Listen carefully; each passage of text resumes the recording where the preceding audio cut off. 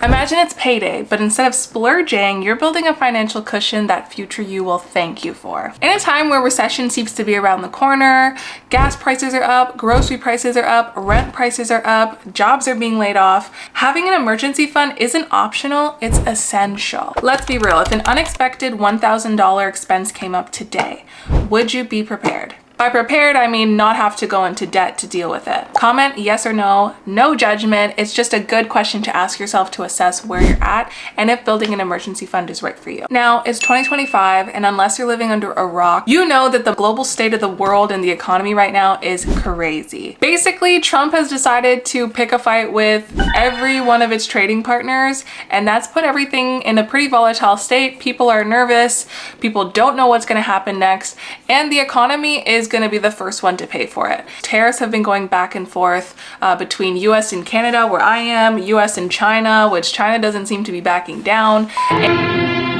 We do not care.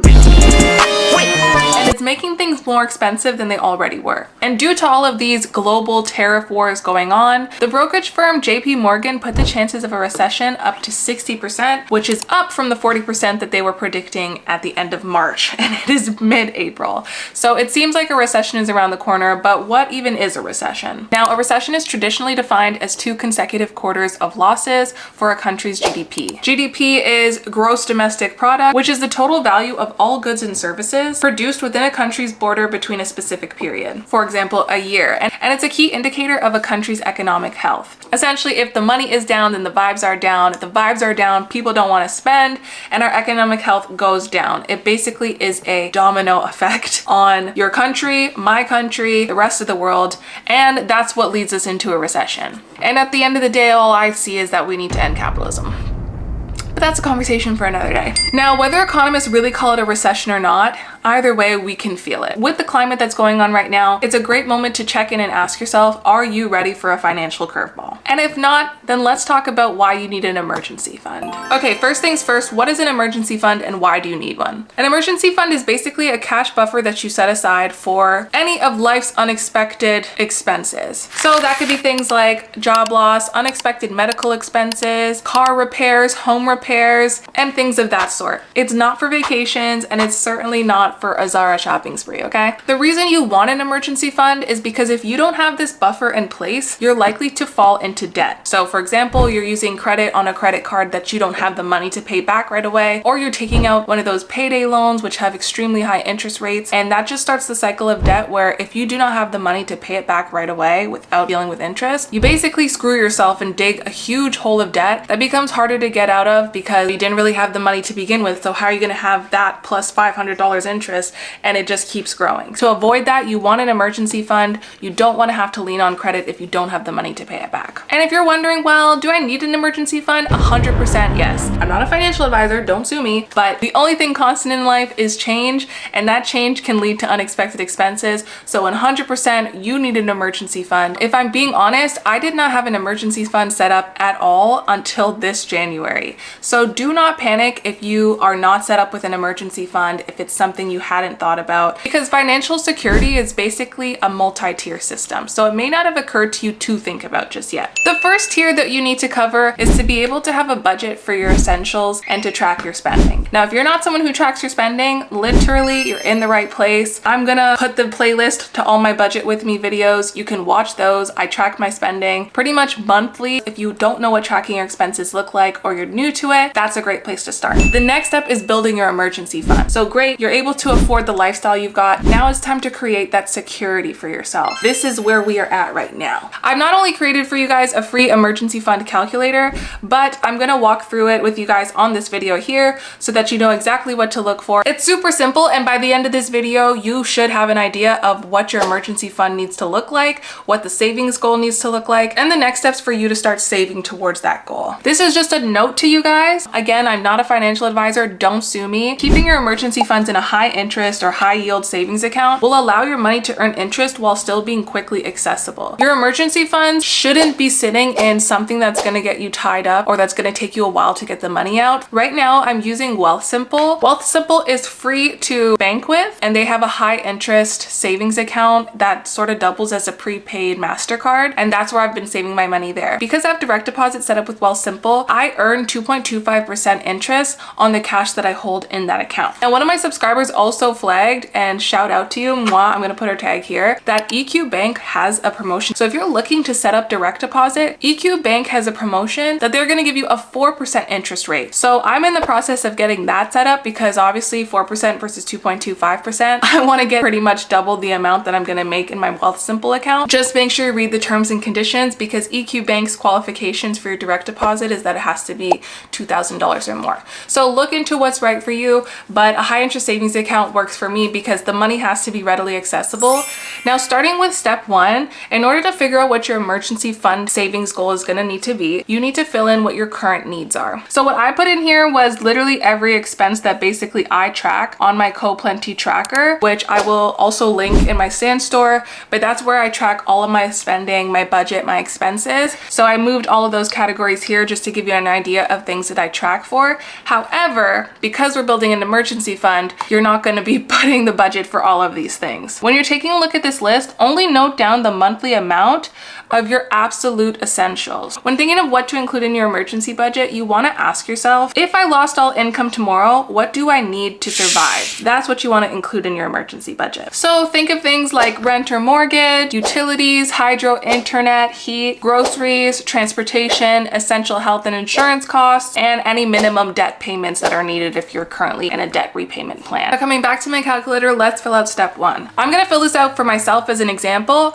but if you download the guide, you can fill this out with me and put in your actual cost. So my mortgage and rent, that is about $2,400 a month. My condo fees are another $540. I'm rounding everything up. I would also suggest rounding up by like $5 just so that you have a bit of a buffer there as well. For example, utilities, those aren't fixed expenses. So I round up just to make sure I've got that buffer ready in case it's a high utility usage month that I'm needing to rely on my emergency fund savings. I've got that extra $50 or so in there. Utilities, hydro, gas, I would say that's about $200. Internet for me is free. Parking spot is another $190. My property taxes is what, $19.27 divided by 12. The reason I just did that calculation here is because you want to put out your monthly amount. We want to break everything down into months. So if you have a yearly subscription, just dividing by 12, even if it's a one-time payment per year, you want to divide it by 12 just to figure out what the monthly cost would look like. Home insurance, I believe that cost me $500. Divide that by 12 is about an extra $40 a month. And the home cleaner, for myself, I feel like a home cleaner is an essential service. Like that's something that I feel like I can't live without. But as I think about it some more and I actually process it, I can 100% live without a home cleaner if I was in an emergency situation. You know, if I lost my job or didn't have any expected income for a month or two's time,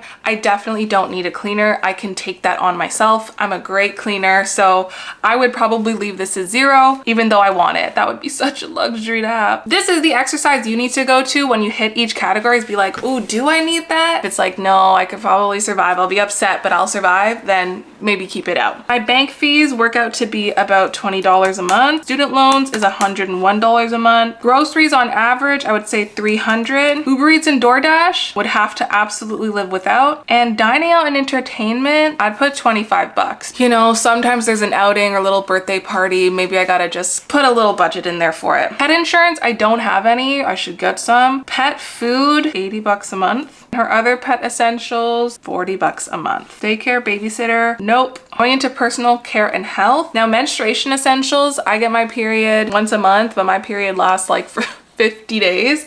Just kidding, it lasts like 8 days, but it's super heavy. So I usually spend about $30 a month just on menstrual care. Prescriptions, it's not looking like much. I would probably put $15 a month. Hair, skincare, $20 just to put aside for anything that's a must, but I could probably live without that. And gym membership, oh, this would hurt. I currently have a personal trainer. I also have a gym in my condo, and it's like a pretty decent gym. So if push came to shove and your girl had to cut expenses, yeah, I would have to cut that expense. Oh my God. Now, car insurance, I don't have any car insurance. Sometimes I borrow my mom's car, but in this case, like let's say it's an emergency, I'm just not going to be going anywhere. Uber, Lyft, public transit, 20 bucks. Now, Amazon Prime, I get my cat's biodegradable litter from there and her food, so I would need to keep that. It's like $100 a year divided by 12. I don't have Netflix. I just put that for y'all. Spotify, I would have to cancel it. Sorry, Dad. No more music for you. So that's kind of where I'm at when I put my totals together. Now that it's done, if I scroll down to the bottom here, you can see, damn, my total necessities expenses is $4,621. Oh, when did life become so expensive? It's the mortgage plus the condo fees plus the utilities. Like that alone costs me $3,100.